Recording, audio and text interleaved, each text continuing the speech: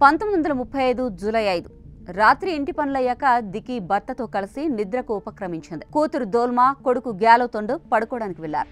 తెల్లారింది. తుపాను వస్తున్నట్టుగా బయట ఒక్కటే అలజడిగా ఉంది. దికి తెల్లవారుజామునే నిద్రలేచింది. ఇంకా గాలివాన ఆ గ్రామానికి చేరుకోలేదు. ఇంతలో కళ్ళు తెరిచాక అసంకల్పితంగానే ఆమె చెయ్యి పొట్టపైకి వెళ్ళింది. ఆ మాతృ స్పర్శతో కలిగిన ఆనందం ముఖంపై చిన్న చిరునవ్వు వెలిగింది. ఒక అద్భుతం జరగబోతోందని ఆమెకు మెల్లగా అంతరాత్మ చెప్పినట్టు జరిగిపోయింది. టిబెటన్ క్యాలెండర్ ప్రకారం 5వ నెల 5వ రోజున నవ శిశువు ఈ భూమి మీద ఉద్భవించాడు. ఇంగ్లీష్ క్యాలెండర్ ప్రకారం అది 1935 జూలై 6. టిబెట్ 14వ దలైలామా అతనే. పేరు టెన్జిన్ గ్యాట్సో. 90 వసంతాలు పూర్తి చేసుకున్న ఈ దలైలామా జీవితం ఓ మూవీ థ్రిల్లర్ను తలపిస్తోంది. ఇంతకీ ఆయన జీవితం ఎలా సాగింది? ఆయన ఇండియాలో ఎందుకు తలదాచుకుంటున్నారు? 1950లో చైనీయులు టిబెట్పై ఆక్రమణ ప్రారంభించారు.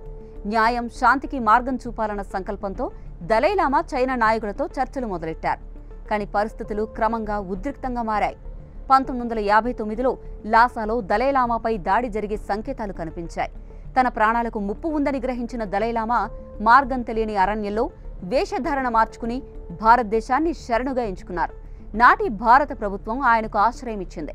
అప్పట్నుంచి దలైలామా ధర్మశాలలో నివసిస్తూ టిబెట్ కోసం గళం విప్పుతూ జీవిస్తున్నారు.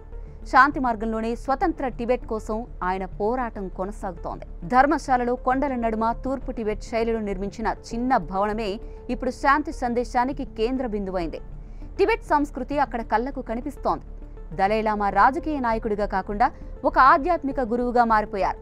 తన అనుచరులను కేవలం విముక్తి మార్గంలోనే నడిపించడంలో ఆయన ముఖ్యమైపోయారు. దయ, క్షమ, అహింస ఇవే ఆయన బోధనల మూల సూత్రాలు. వీటి ద్వారా ప్రపంచవ్యాప్తంగా ఉన్న కోట్లాది మందికి ఆయన ప్రేరణగా మారిపోయారు. 1989లో ఆయనకు నోబెల్ శాంతి బహుమతి దక్కింది. అది కేవలం ఒక పురస్కారం కాదు, శాంతి కోసం గళమైతే ప్రతి మనిషికి ఇచ్చిన గుర్తింపు లాంటిదే.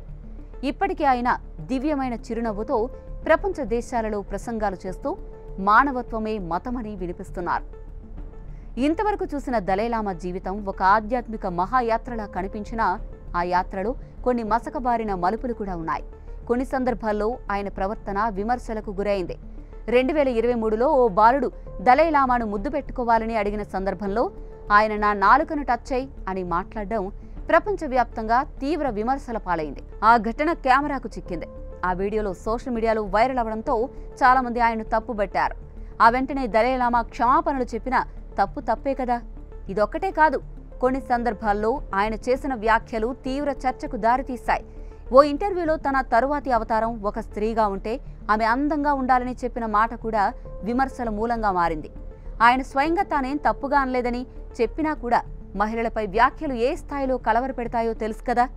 ఈ ఘటనలు దలైలామా మానవత్వాన్ని ప్రశ్నించేలా కాకుండా ఒక మానవుడిగా ఆయన కూడా తప్పులు చేయగలడు అన్న నిజాన్ని గుర్తు చేశాయి. చైనా మాత్రం ఆయనపై వేట సాగించడమే కాకుండా ఇప్పటికీ ఆయన్ను విభజనవాదిగా వర్ణిస్తోంది. అయినా దలైలామా మాత్రం ఇప్పటికీ శాంతి మార్గాన్ని వదల్లేదు. టిబెట్ ప్రజల హక్కులను, సంస్కృతిని కాపాడాల్సిన అవసరాన్ని మాత్రం ఎప్పటికీ ఆయన మరిచిపోలేదు. ఇప్పుడు ఆయన వయసు 9 దాటింది.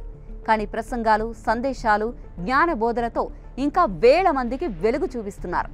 ఒకవేళ ఈ జీవితం ఒక కథగా వర్ణిస్తే అది ధ్యానంతో మొదలై ధైర్యంతో సాగి దయతో నిండిపోయి విమర్శలను అనుభవించి చివరికి మానవత్వంతో ముగుస్తున్న మహాకావ్యంగా నిలుస్తుంది.